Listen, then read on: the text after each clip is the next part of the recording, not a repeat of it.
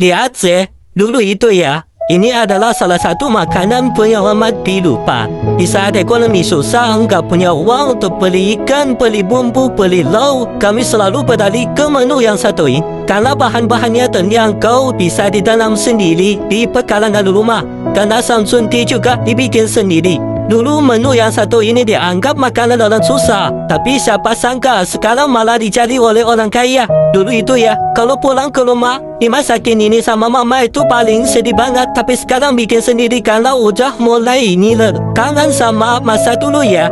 Cara bikinnya juga gampang banget.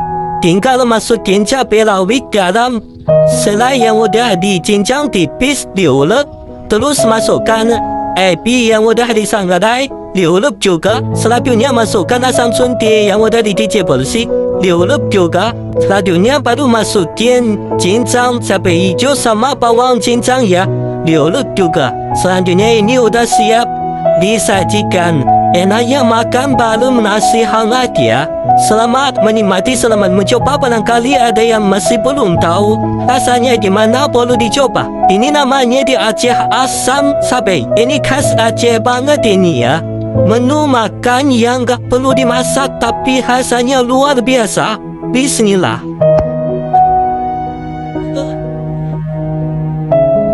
Bismillah.